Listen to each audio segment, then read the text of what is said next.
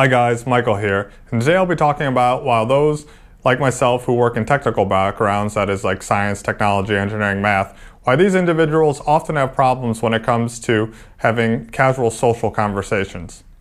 And the main reason is, when you're in a technical environment, what matters most is that you communicate information very clearly, succinctly, and accurately to other people.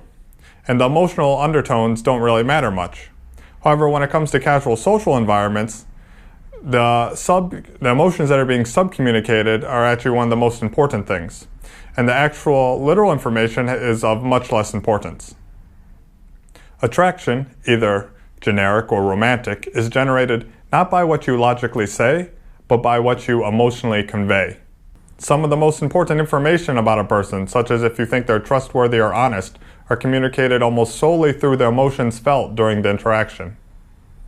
Technical people often get stuck in their own heads when it comes to conversations, and they want to move the conversation down a predetermined path in their mind instead of just allowing it to evolve organically. These individuals also can have sometimes self-esteem issues where they think what they have to say might not be good enough for the other person or party. And then so they're always just thinking in their mind, is this good enough to say? Should I say this? I don't know. How will they like it? Instead of just letting the words freely flow from them. And when they do this, this introduces latency into the conversation that the other party picks up on. And the other party then thinks, oh, this person doesn't really seem fully in the current moment. Are they really being fully honest with me? They don't seem as authentic as they could be. And this works against establishing a connection. You shouldn't try to logically convince someone to like you, especially just by telling them what you think they want to hear. Because when you do this, you can come off as not seeming completely honest. And if a person doesn't think you're completely honest, then they can't trust what you're saying to form an opinion of who you are. And if they can't form an opinion of who you are, a real connection can't grow. Technical people often fall into the trap where they feel they need to provide logical responses to what may be illogical questions or just remarks. In the pursuit of trying to make the other person understand them, they can fall into a loop where they feel they need to constantly justify and qualify themselves. They are often over-analytical and overanalyze every little thing in the interaction, commenting on these little things simply as a means of forcing a rapport and keeping the conversation going. They find this as a safe alternative to taking risk and voicing their own personal thoughts, which the other person may disagree with. In addition to coming off as try-hard and unnatural, commenting on every little thing makes the other person feel judged. And people hate feeling judged in an interaction, especially when they're just trying to loosen up and have fun. And they're going to try to avoid the people that they feel judge them. In most social situations, people are looking for positivity, energy, and fun.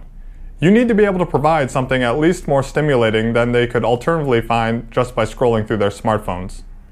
Your emotions should communicate that you're a person who is comfortable in the current environment as well as self-content. That is, you don't need or want something from the other people. Normally the thing that people need or want is just for validation from the other people, a sign that they like them. But this is still putting pressure on the other person to give you something, even though if it's as subtle as validation or acceptance. This is because the person is normally afraid of rejection and the negative emotions that come with it, which is something they've probably likely felt before in their lives. Now, while just being accepted and liked may seem like reasonable desires, it actually puts an unwanted burden on the other person or the other party, where they now feel responsible for your emotional state, such as if they were to reject you or not want you around or not want to do the business deal or not want to go on a date with you, whatever, and then you were to feel bad about it, they would feel responsible for making you feel bad, and they don't really want that responsibility. Plus all the pressure you're putting on yourself to try to make them like you, that pressure gets transferred onto them. And this will make them feel really uncomfortable, especially if they're a stranger. And they're going to want to get out of this interaction and eject from the conversation.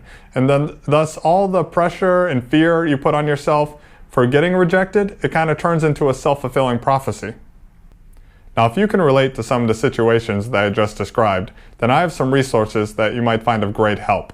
Just because you're a computer scientist or engineer doesn't mean that you have to have a subpar social life. If you're interested in improving your social skills specifically for the purpose of dating, then I recommend that you check out my book. And if you're interested in just improving them in general for all situations, then I created an online video course. Both of these things can be found linked to in the description below. Don't forget to subscribe, and if you have a good question, leave it in the comment section and it may be the topic of the next video. Until next time, ciao.